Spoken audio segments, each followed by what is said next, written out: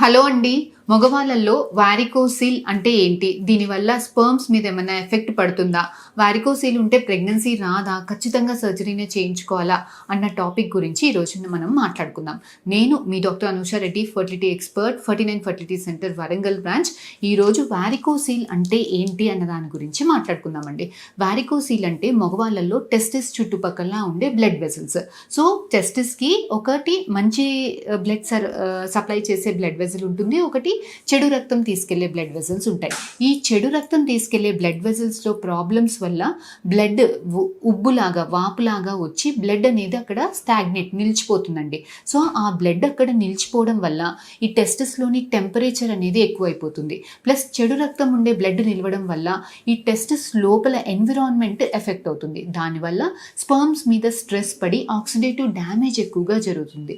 So వారికోసిల్స్ ఉండడం వల్ల sperm count మీద, కదలికల మీద, మెయిన్గా డిఎన్ఏ ఫ్రాగ్మెంటేషన్ అంటే క్వాలిటీ మీద చాలా ఎఫెక్ట్ అనేది చూపిస్తుందండి.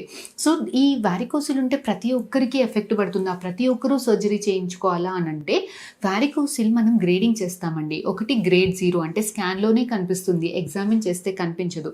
ఒకటి గ్రేడ్ 1 అంటే మైల్డ్గా ఉండడం, గ్రేడ్ 2 సీవియర్గా ఉండడం, గ్రేడ్ 3 చూస్తేనే కనిపిస్తుంది. సో ఈ grade 2, grade 3 moderate variety, severe వెరైటీలో స్పర్మ్స్ మీద ఏమైనా ప్రెగ్నెన్సీ రావట్లేదు, లేదంటే సీమన్ కౌంట్ తగ్గుతుంది, కదలికలు తగ్గుతుంది, డిఎఫ్ఐ పెరుగుతుంది, ఇలాంటి వాళ్ళల్లో మాత్రమే వారికోసిల్ సర్జరీ సజెస్ట్ చేస్తున్నాం.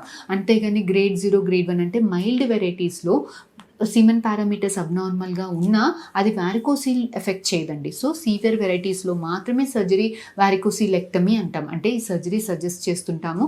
అలా సర్జరీ చేసుకున్నాక స్పర్మ్ క్వాలిటీ ఇంప్రూవ్మెంట్ చాలా ఎక్కువగా ఉంటుందండి.